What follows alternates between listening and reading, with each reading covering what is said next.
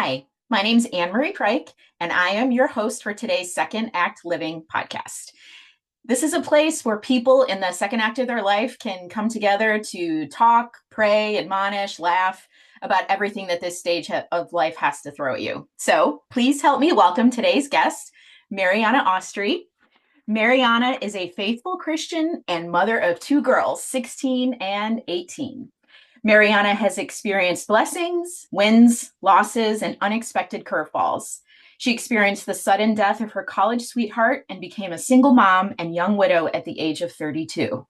At 38, she remarried again and has learned so much from that second marriage. She is a life and wellness coach for women, helping them integrate mind, body, and soul through capturing their thoughts in order to get positive results. She helps keep them accountable and sees their life through a different perspective. Mariana offers 24/7 support and coaching, which has proven to be a great success to accompany women through the different identity shifts that happen in life.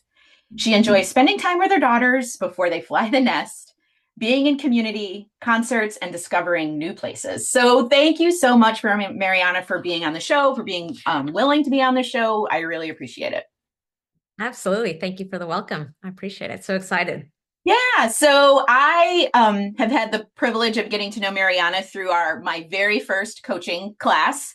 We were in class together, and then we were in peer coaching together. So it's been a joy this last 6 months getting to know you. Well, Yeah, thank you. Likewise, it's been a true blessing going through the coaching preparation and everything, just the whole program with you as well. yeah, yeah.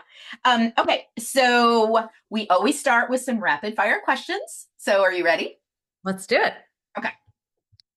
When going on a trip, do you pack your whole closet or do you travel light?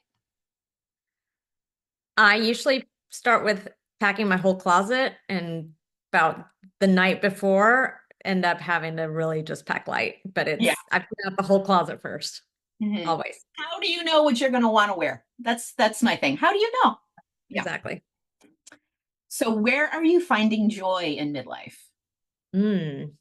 Right now, I'm finding joy in experiencing my daughters growing up and kind of Mhm. just seeing them come into who they're becoming, I guess. It's been really fun because I see a lot of me and their dad in them and just the little, things, quirks that I just hadn't seen before. So I'm really Yeah. enjoying it. Yeah. Yeah, that's always fun to see. What has been your favorite vacation?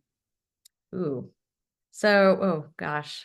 So that's one of my loves is vacation and traveling. But I took the girls to Italy last year, and Oh, I gotta say that's just still very much present. Like I'm still kind of halfway there. yeah, that would be a hard one to top. Italy is one of my favorite places ever. Yeah, Yeah. yeah. What is one new skill or hobby you've always wanted to learn? Real estate investing, and that's like one of my things that I've always wanted to learn, getting really understand it and understand how it is that it could bring cash flow and independence. My grandmother lived off rents her entire life, and I saw that as a very young girl, and I was like, oh my gosh, I want to learn that. So that's Yeah, something that's that I'm cool. That's a new one. I love constantly. that. I love getting Yeah. new answers. That's fun. Um, what is one way you stay connected with your kids? Which I know it's probably easier because they live with you, but as I found teenagers pull away from you a little bit more sometimes. But what are some ways that you stay connected? Well, that's one that I'm learning as each day goes by because, you try something and then all of a sudden it doesn't work. But for us, we all share, we did our core values a while back, about 2 years ago. And interestingly enough, most people just, you usually don't have the same core values, but we all have fun as a core value. And so I just make it a point to do something fun. We sprinkle it, even if it's 15 minutes of fun, but something that I know, whether it's connecting through music or a show or a board game, something fun that we find. That's how I've been able to connect with them. That's awesome. That's wonderful. Um, what is your go-to stress reliever? Prayer and Mm, exercise are my two. Movement. Well, those I are good love answers. Those I are love good. walks. Outside walks are my, prayer while walking. That's like my ultimate. Yeah. So yeah. hmm Yeah, that's life goals. So what's worse? Hot flashes or forgetting why you walked into a room? Hot flashes. I Yeah. haven't had many, but they're coming, and I just don't like them. My daughter, she's 16, my younger one, and she has hot flashes, but she's had them since she was a baby. Like, the minute she walked outside, it was just like, and so she jokes along with me sometimes that like her school will be too hot, and she's like, I had a hot flash. I'm like, no, you didn't. But yeah. Her version of a hot flash. Yeah, exactly. So what is one piece of advice you would give your 20 something self? Oh, wow. I have been visiting that question quite a bit because my Oh, daughter is 18 and going to study abroad next year in Spain. And I did that when I was 21. So I'm constantly trying to figure out like, okay, what would I tell my daughter, myself, at that age? Do the things that you're scared of. oh, that's Um, a good one. things that you're scared of, do it now because otherwise it just continues. Real estate is a perfect example. I wanted to do that young and I was too scared. Like it was like something adults did, right? Not a college student. And man, I wish I would have done it as a college student. So yeah. Yeah. There's something about fear that solidifies more and more as you get older and older, right? Yeah. Yeah. You've got Yeah. more time to do it and execute it too. You in your 20s, you've got so much time and opportunities and connections and Yeah. Yeah. there's so much. That's good. Mhm. That's really good. Um, so in our pre-interview, we talked about a lot of things. Yes. But two of the things that we landed on that I thought were great was preparing your adult kids for marriage and what that looks like. As, a lot of us in midlife are launching our kids. We talk about a lot of things, and I think prepping them for marriage is something that we haven't visited, and I think it's crucial, right? Um, and the other one was remarriage in midlife, Mhm. which is super relevant, right?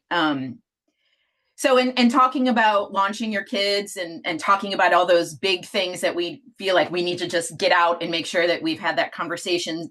So for marriage, what do you think are some critical topics that need to be fleshed out before marriage?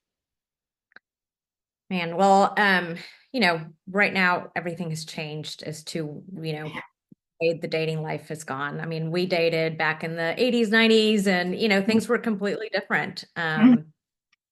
So having gone through remarriage and dating again, and I was in my mid 30s, but and that was even, 10 years ago, things were different. 10 years ago, even there wasn't like mm, chat, like videos of yourself on the dating apps. Now it's all video. And um, it just was different. I mean, it was definitely a learning curve for me to learn like online dating and like, this is odd, this is weird because it was not something I did the Sure. first time around at all. Yeah. So, I mean, I think talking with kids about like what we grew up with versus what's today, and Mm, then getting them to talk to us about what they've been exposed to, mm, what their peers think about online dating and what they've been taught about online dating. That they've been taught so much more than we have actually taught them because of for social sure. media.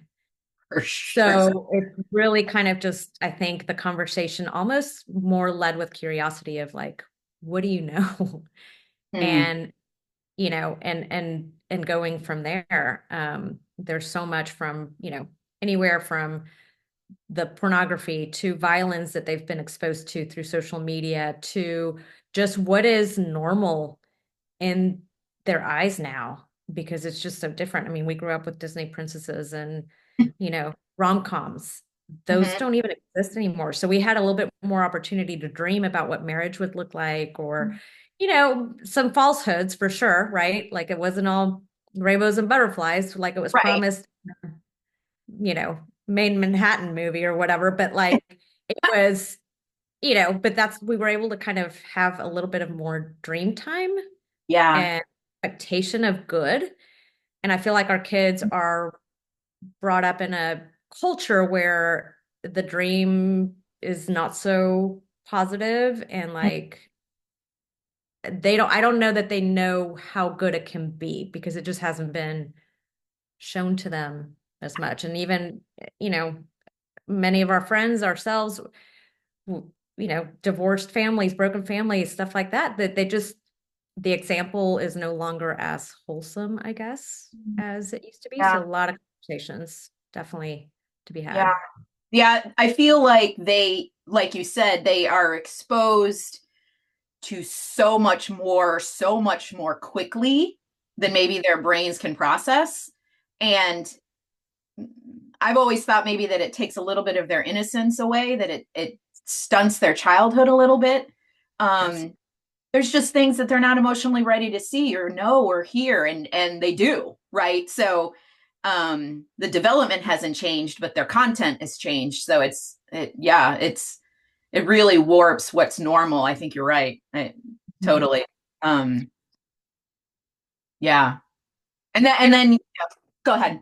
Okay. Well, I was going to say, just laying a foundation again, letting them know, again, how it was that we dated and what we looked for in in the foundation of getting to know somebody is so important, right? Because they're looking at things through like, I don't know, maybe through the screen of like, okay, well, what did they write down about themselves on Mm. the profile, right? We got to see all of that in action and we got Yeah. to choose that rather than like, oh, should I see a picture of him. Is that even him or Right. her? Right. Right. The description was a chat GPT or is it really them? Oh, Right. I didn't even There's, think about that. Sure. there's so much, and that's probably in the last year, the chat GPT, right? Like it's just like there's so much to discern. Like, Wow, I didn't even think about that. My husband loves the mess out of ChatGPT. So sure, coming up with like a really good profile. sure. I Wow. mean, here's what I would put down. What would you say, how do we enhance it? And then it comes Yeah. back with this amazing, Oh, yes. So there's going to be a lot of weeds to pull through, I think, yeah. you know, interestingly enough. But yeah. Yeah, I mean, obviously, I mean, in all social media, in all online dating, you put your best foot forward typically, right? Like ultimate best case scenario of who you are and maybe what you even want to be. But even in person, right? Most people Yeah, are for geared that sure. way. First Yeah, date, you put your first, your best yeah, impression, perfume, all of it, right?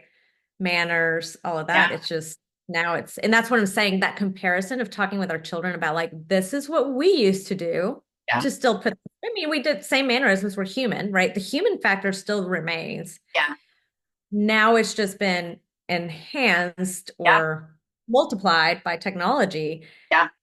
So this is how you can kind of continue to be human, Mhm. I like that. but also read through the technology part of things, Yeah, right? it's an extra layer to like pull back Right. who that person Yeah. really is, right? Yeah, that's good. That's good. Mm-hmm. Um, so how do you think as parents, we as parents can best prepare our kids for marriage? What do you think that looks like?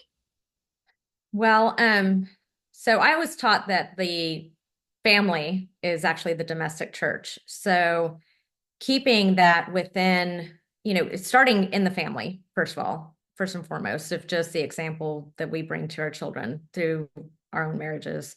Hmm. Again, talking about even just grandparents and parent, again, just the generational. And so teaching them that, I think staying within traditions, family traditions, and passing those down, helping the dream also of like, hey, you get to do this with your children. This is a family tradition. Kind of keeping that identity of family really strong, I think is really important. Um, discussing healthy boundaries and how, to have safe communication in that way and have safe environments. And then I'll say it again, get curious as to what works, what do they like about our family? What experiences Hmm. do they like? What value added experiences can they bring or think of, right? To add to the traditions and things like that. So it's really kind of helping them see, I guess, in a sense, like how to build a family, right? Hmm. Give Yeah. them those tools a little bit within, like as they're growing up. Um, And then, again, talking to them about what they've been exposed to and how that could affect, choices and decisions and things like that. Super important topic.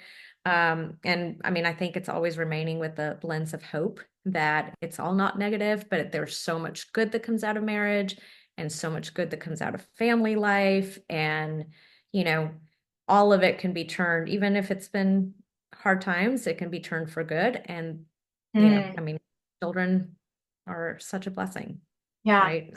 So laying that rooting, or what is it, planting those seeds of hope within the Yeah. family and marriage, I think is really important. I think that's beautiful. I think you're right because humans are human, right? Right. But there's just so much more accessible, right? And with that accessibility can come a lot of things that need to be reframed, right? Yep. Especially we've talked about pornography and how detrimental that is. I think I saw a study that the average kid, not just boy, the average kid that has seen pornography is like 11 or 12, like young, super formative, and how that can warp their perception of the opposite sex and what sex looks like and what marriage looks like, like that kind of thing. But I love how you framed it with there's always hope, right? No matter what they've been through or seen or experienced, there's always hope. And leading with, like you said, leading with the design of family and marriage and the good that can come with it, I think can redeem anything, right? Anything's Right. redeemable. Yeah. Yeah, and I think it's interesting. I think our generation, the betrayal of pornography has been huge in breaking up marriages Yeah. and just the trauma. And it's interesting if you look at our children's generation right now, majority of them have seen it in one way or another, have been exposed to it. And so it's almost kind of like, I hate to say the word normalized for pornography, but in a sense, that shock has already taken place. And so it's going to be the conversation of how do you handle, even in dating, like I have these conversations with my daughters, like, that they've been exposed, that's, so the questions really are going to have to be really early on in the dating relationship of like, what are your expectations of sex? What Yeah. are your expectations of us? Yeah. How fast, so that you can you can kind of clear those out much quicker than getting your heart broken later on because you don't align in those things. Unfortunately, it's just been moved up so much quicker. So But in much. order to protect your heart and protect your boundaries, those have to be conversations, I think, that are kind of, talked about really, really early on. What has your exposure been? What do you think of it? Is it Yeah. part of your life? Right? Before Yeah. getting super involved. Yeah. So my daughter just was dating a boy for like 3 or 4 months, met online, the whole thing. So navigated that whole process or whatever. Um, but I remember he lived like an hour away, so he was coming to see her quite a bit. And I was like, well, okay, well, clearly he likes you if he's driving all this way consistent, right? So it wasn't, but my husband had a conversation with her, like, okay, well, Savannah, have you had the conversation with him of like, does he have expectations of return? Right? Like, I'm Right. coming all this way to see you on the regular. Have you had those and she was just like, ugh, like it hadn't even occurred to her to have that because she's just not minded that way. Right. So we had to have some pretty candid conversations with her, like, we don't know this boy, maybe he doesn't, but like maybe he does, and you need to have a very candid conversation about like, just because you're doing that does not mean that I'm going to do that, right? Like, um but it really kind of threw her for a loop, and she doesn't like having hard conversations anyway. But yeah, I was like, no, it needs to be direct, it needs to be candid, like Yep. he needs to know and you do too. So And that's where the healthy boundaries conversations comes in, of like yeah. not being scared of that word boundaries. It doesn't mean you're off-putting or you don't, you can't have good relationships. It's saying like you're going to stick to your boundaries, your healthy boundaries of what you will allow and won't allow. One of the really, I think, good questions, and I think this is for any marriage at any age, is just and some people could view this as like ego, but I don't see it that way. But it's kind of like, what value are you bringing to my life, and what value will I bring into your life? Sure. Because if it's just, oh, well, I'll drive to you and you'll give me this, right? Right. Then it's kind of like if you're laying the relationship in that foundation, that's not going to go anywhere, right? Right. So it's really, I mean, I think the value part is really important too. Yeah. Um, Yeah. I mean, and this boy was very sweet, very much a gentleman, but you have to have that conversation to know, like, no, right. right? And So, continue on, or yeah, just to make a choice, right? A yeah, healthy choice. Yeah. right. Totally. Totally. But yeah, navigating.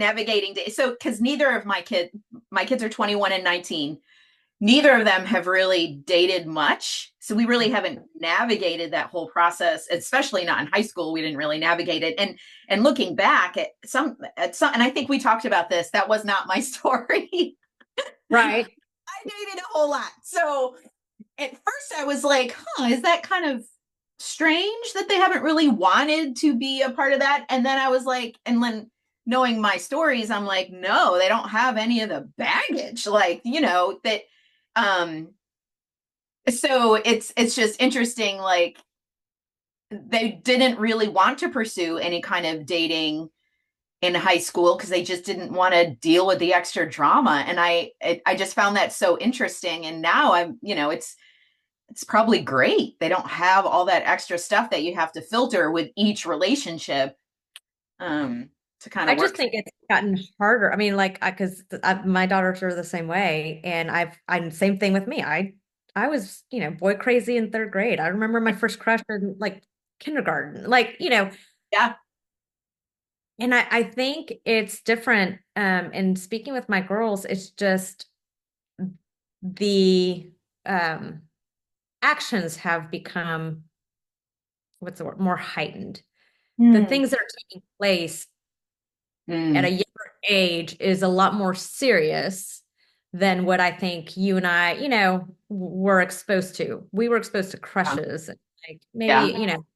kiss in high school and this and that. But like, and I remember there were some kids in my high school having sex and stuff like Oh, that, but like always, right? But I think the expectation from crush to going all the way, I think is much quicker than anything we were exposed to back then. And so yeah, I think it's almost kind of like it's either you do or you don't, right? So some kids just choose not to because they see, or the ones that do, it's like they're already in this, vacuum almost. And so it's a hard time to be a teenager, I feel like.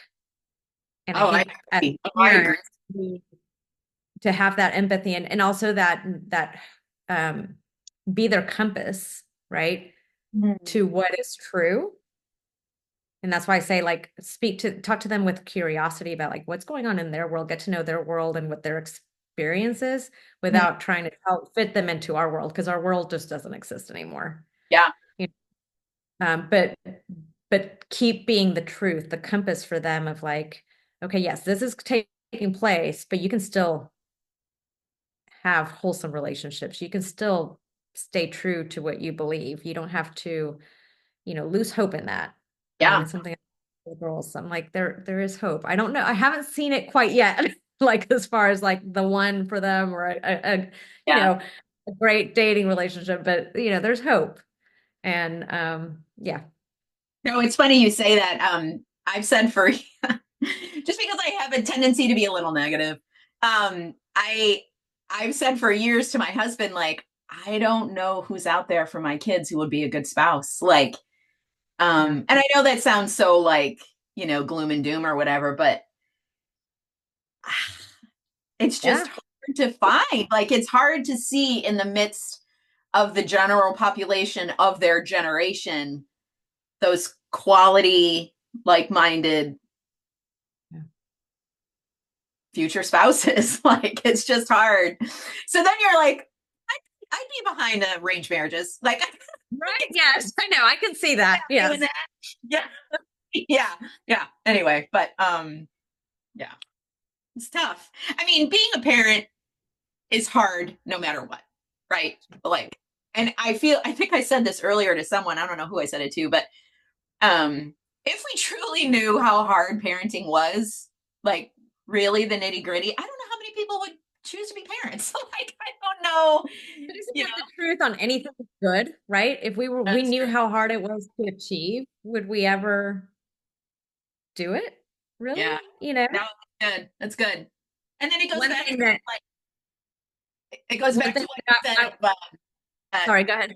it goes back to what you said about like, do the scary thing, right? Like, don't be afraid to do the things that you make you nervous. Like, yeah, that's, yeah. My mom used to always tell me, like, if Mary and Joseph had gotten the full plan of what was going to happen, do you think that they would have like been okay with that? And it's like, oh, yeah, no, probably not. I don't know. They were human, you know. That would Yeah. be tough for them to be like, oh yeah, I'll sign up for that. I'll watch my son at 33, you know. Wow. Yeah. Yeah. And even in our finite human minds, even if the Lord were to grant us that kind of vision, I don't even think we'd be able to comprehend it or contain it or understand it, or it's too much. Like it's too otherworldly, right? For us to really. Peter, right? Peter denied it. He was like, no, that's not going to happen. Like, no, no, no. Right? Yeah. No, not on my Yeah. watch. Mm-hmm. Right. And I think that that's what we would do. We'd rebel against him and be like, oh, yeah, no, I'm going to do everything to protect my children. Like, I will not allow that. Yeah. Right. And I've said this before, I find it fascinating, like when we look at different stories in the Bible and we always we have a tendency to put ourselves as the hero, or or I wouldn't do that, or I would know better. And I'm like, no, you wouldn't.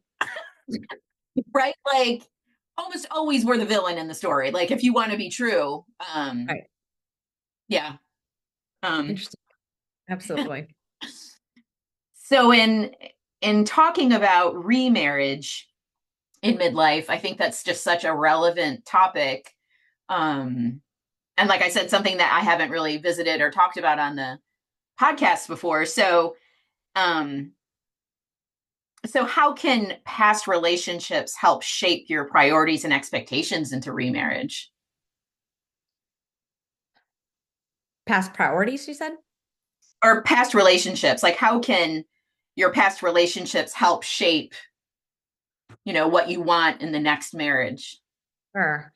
I mean, obviously you're not remarrying, marrying the same person you were married to before. Marrying a very different person, if they're, you fell in love with them for different reasons and things like that. You have your own story of how you met and your background.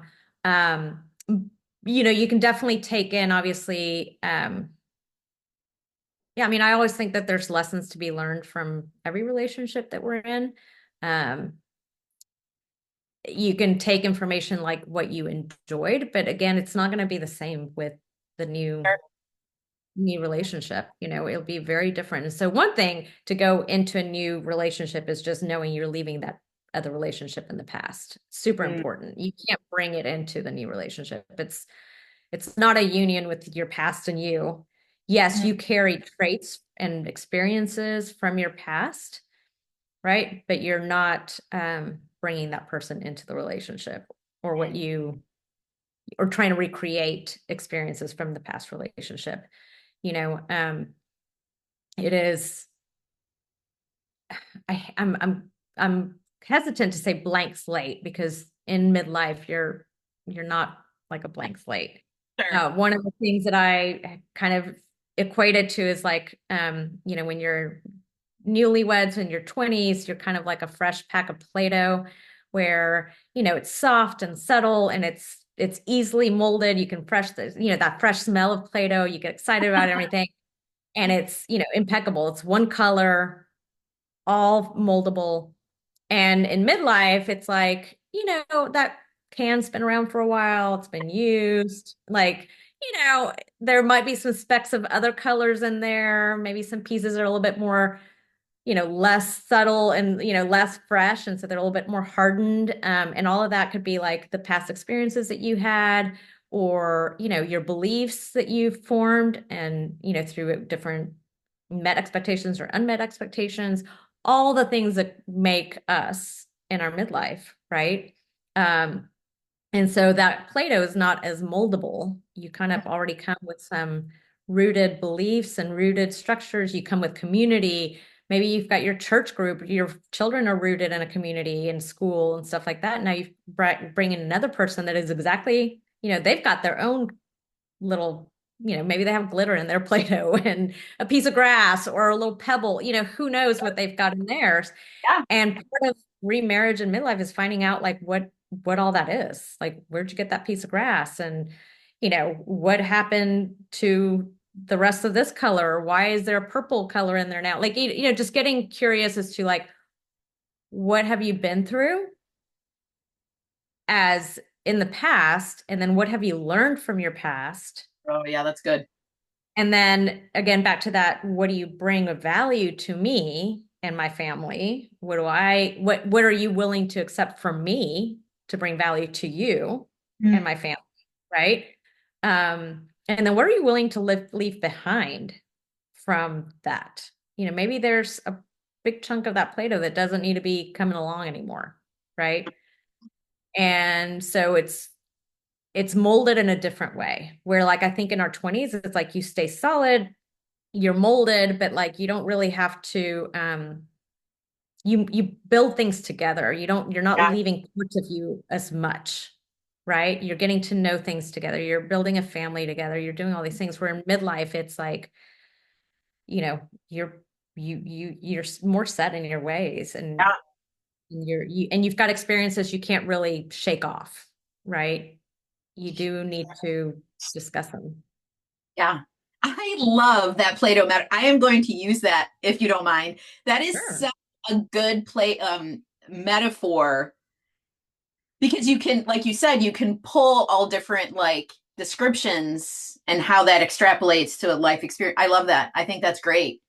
Um, Some of those things might be added, like I said, like added value, right? Of like, oh, well, maybe, there was a lot less of that one color. And so we added a whole other chunk and it's fresh and it's good. And maybe that's values and virtues that you learned along the way. And, so again, it's just like you can play off of that in so many ways, but yeah, that's just life, right? yeah, And we're born one color, but at the end of life, we are full of all kinds of stuff, yeah. right?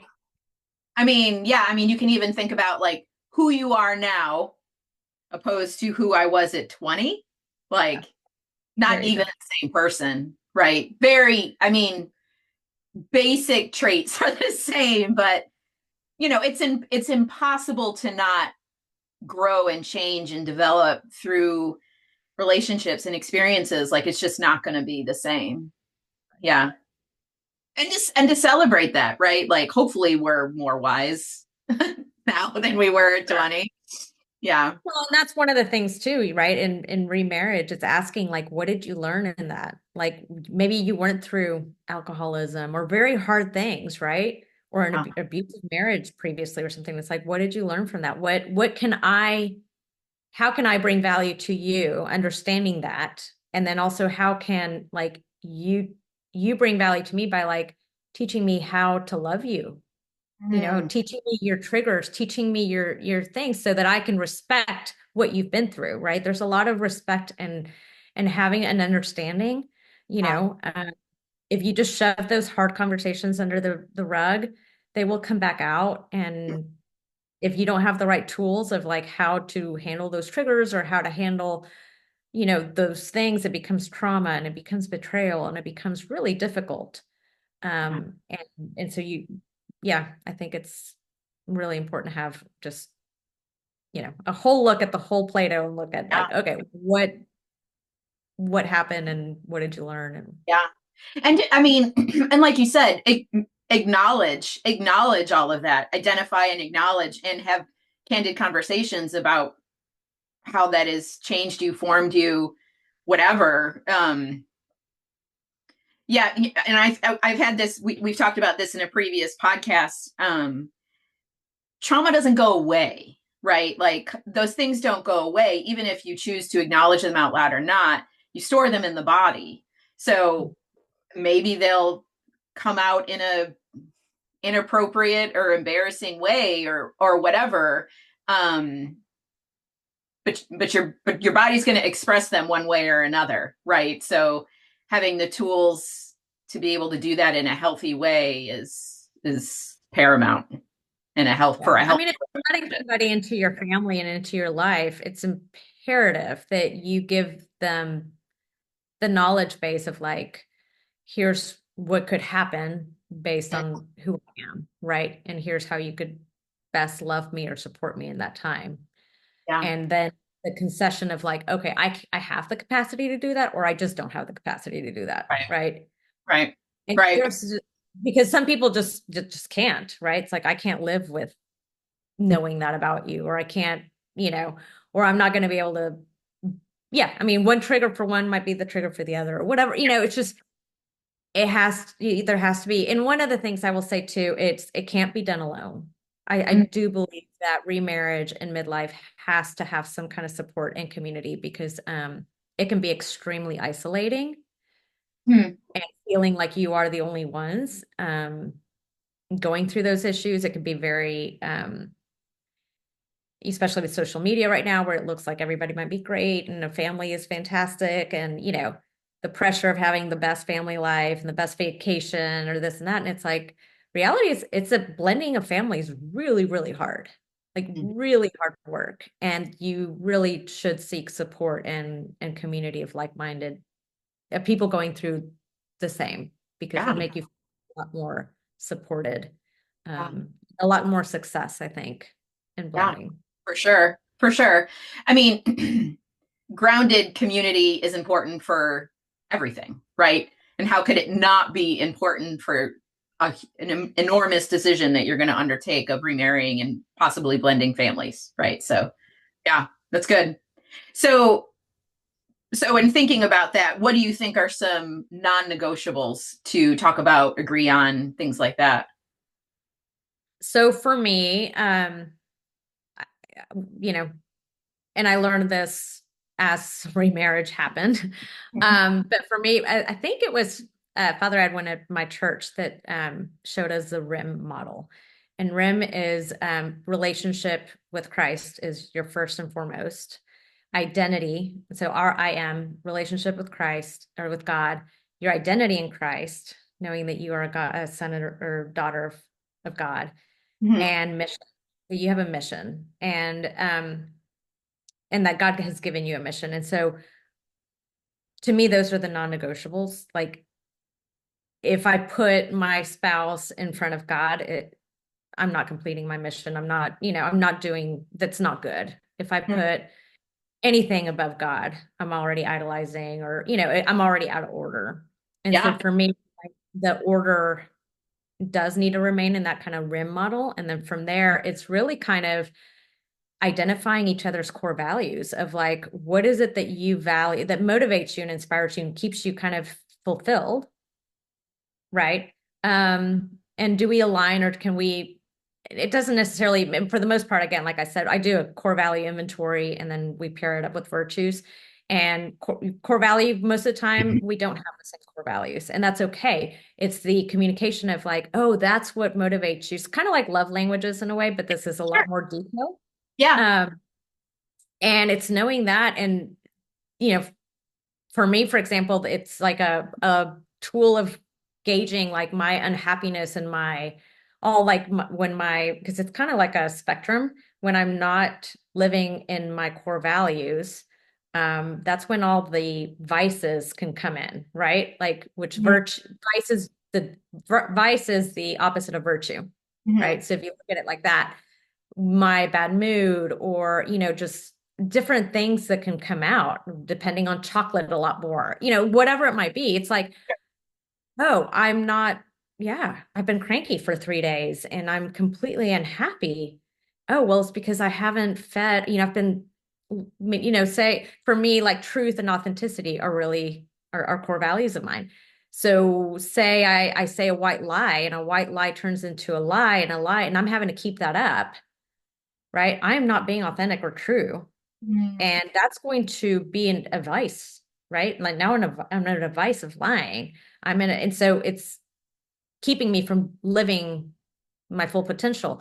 And I Mm. think that couples should have that conversation or that knowledge of one another so that they can, because we do become each other's compasses too, right? We get to pinpoint a little bit like, hey, have you had fun today? Hey, like, let's do a core value check, or just kind of like, let's see where we're at in the Yeah. same way that love languages or whatever it might be. So it's just an extra conversation, but that really helps, I think, because remarriage and midlife, you already are so grounded. You're not starting over. Yeah. The core value piece to me is like, oh, that really makes sense because it's really accepting who you're marrying, right? It's like, oh Yeah. yeah, this is who you are. This is what motivates you. This is what you need in your life.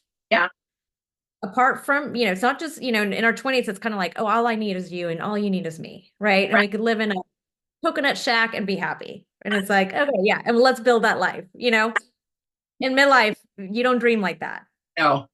Mm-mm. It's really a transparent, like, this is what I need to be a integrated person where I won't fall for vices. I won't fall to, temptations or other things. Like this is kind of who I am.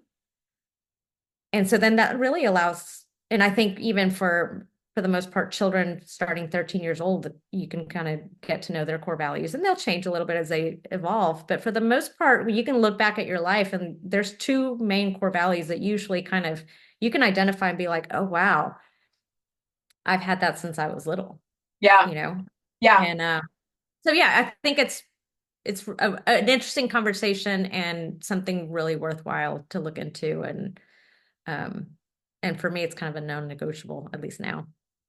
Yeah. I mean, in marriage, a thriving marriage is friendship, right? Like to be friends. A thriving marriage is putting the needs of your spouse above your own, like both of us doing that at the same time, right? And if you identify those core values and if you identify what makes, like you said, an integrated person, I like that, what makes you an integrated person, and you communicate that to your spouse, then they'll be able to better love you, better serve you if they know, right? Yeah. So it's only to the betterment of the overall marriage if you have those conversations. Because, like, at 20, you don't know yourself. Like, you can say that you do, but you don't, right? You're learning and growing and maturing. And, you know, 20 years later, you've had 20 years of experience and relationships and things like that. And it's changed you and it's molded you and it's made you more secure in who you are. Yep.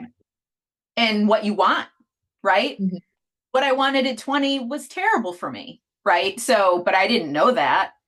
So, yeah, like you have to, yeah. And I think going back to like our children, I think, as they mature and start dating and be in these relationships, I think it's even an important part because whether it's remarriage or them getting married in their 20s or whatever, if they know kind of what this person says their core values are, it's like, okay, show me like how have you lived that out?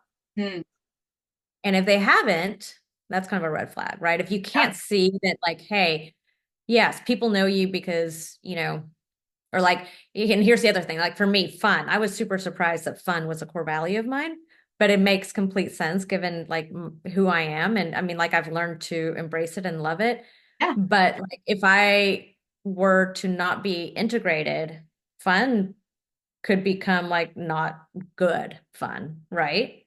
Mm. Like, and so it's a way to also say like, okay, so what kind of fun do you have? It's a way to have conversation over like what is fun for you. Yeah. So Sure. what's fun for me, right? Yeah. Um, what is authentic to you versus what's authentic to me, Right. right? What are my expectations or my standards of those things? So that then again, it just becomes more transparent. And then how have you lived that out in the past? If I say that I'm authentic, but you can't find that I've held relationships, right? And I can't introduce you to past friends and I can't, and there's no like trace of Hmm. that in my life. Yeah. There's something that you should be paying attention to there. right? Yeah. Especially with remarriage. It's like, okay, you say you're this. Where's the history of that? Yeah. No, Right? I just had this conversation. Maybe it was my kids. I can't even remember who I had this conversation with, but and it's been a recurrent conversation of when people show you who they are, believe them, right? Yes. It doesn't matter what they're saying, watch their feet, right? Yes. Like if they're showing you who they are, believe them. Yeah. And that's something that I've had to learn the hard way, right? Like, um, Yes. yeah, but to your point, like you say this, but how is that actually playing out, right? Like, that's good. Yeah, Yeah. And that's where like values is what you say you want to do in a sense, or like how you want to be. Virtue is how you actually get mm, there. So that's where, especially as Christians, the Bible's full of virtues and we're called to live a virtuous life. And so it's like, yes, you have your values and your how you live those values is through virtue. yeah, And so to connect those two is again a very good gauge yeah, to finding out who people really are. yeah, yeah, 100%, 100%. That's good. Um, so do you think some of the non-negotiables have changed, like entering into a first marriage and then entering into a remarriage? Do you think those things are different?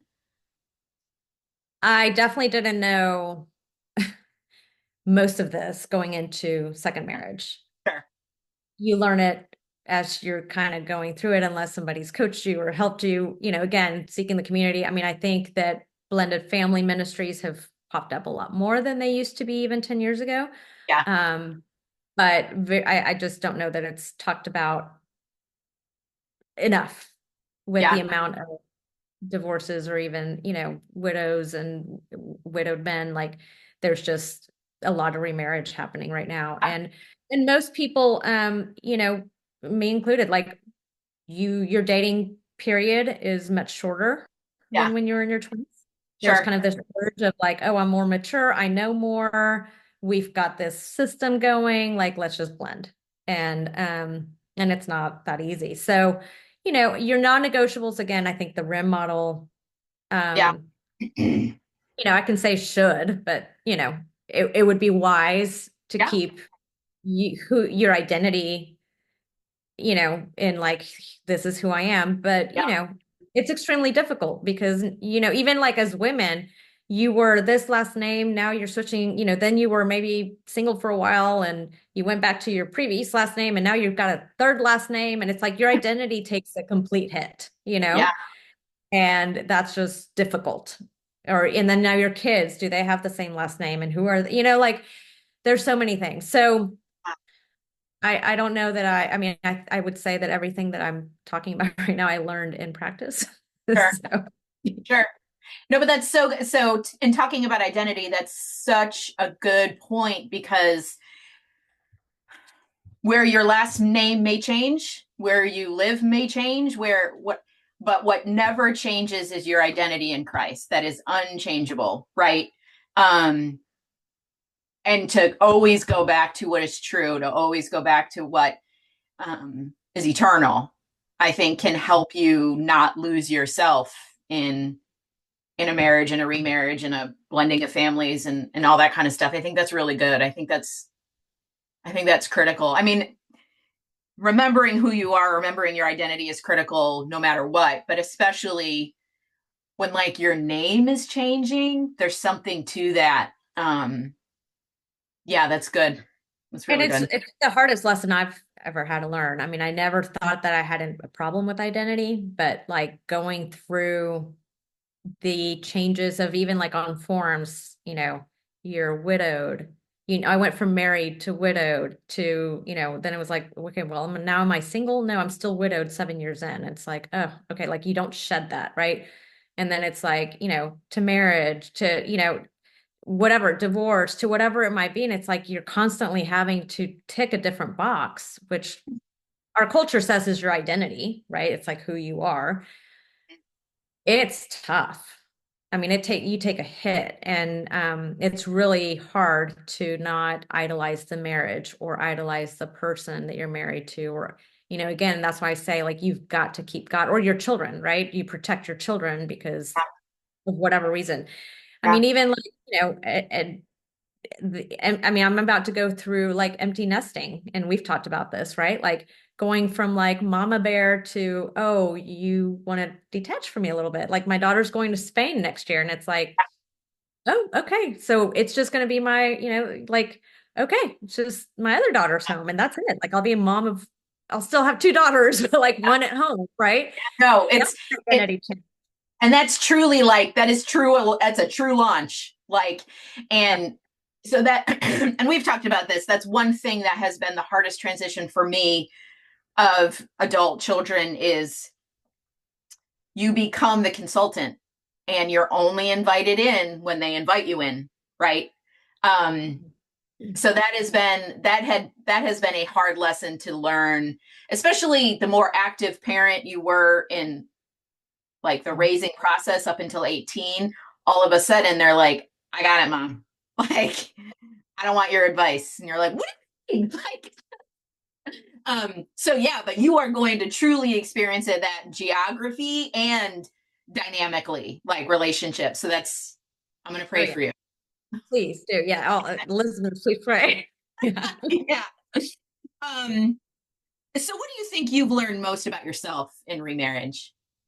Oh my goodness. I've learned a lot about mercy Oh, that's and boundaries. Um, I've also just learned about communication. Like I said, I think the core value piece, was something that I've learned that's just been life changing. I think even just the spectrum of virtue, we hear a lot about virtue being, a like a one thing, and there's actually like a spectrum that you have to be careful about, like how, because the virtue of justice can be great, and it can also be very hurtful, mm-hmm, right? for So sure. there's just so many. So learning a lot about just the balance of things, how to balance things to be more of an integrated person is probably the thing that I've learned the most through all of this. Oh, that's beautiful. That's beautiful. I mean, and that is the goal in this, right? To grow and move forward and to learn and to glean and to, you know, acknowledge the mistakes or whatever. And Yeah, and like, it's been mercy for myself, mercy for others, mercy, yeah, and having empathy and compassion too. I mean, there's a lot of hurt out there. And again, in remarriage, you're marrying somebody that's probably been through a lot of hurt, right? sure, Period. sure. Um, Yeah, and I think there's going to be a lot of understanding, a lot of compassion, a lot of acceptance, and then also just those healthy boundaries and communication of like, how do we make this work then, right? yeah, Knowing this, how do we make it work? yeah. That's good. That's great. That's awesome. Well, thank you so much, Mariana, for being on the show, for talking about hard, vulnerable things. I really appreciate it. And it's been great. You're welcome. Thank you so much for inviting me.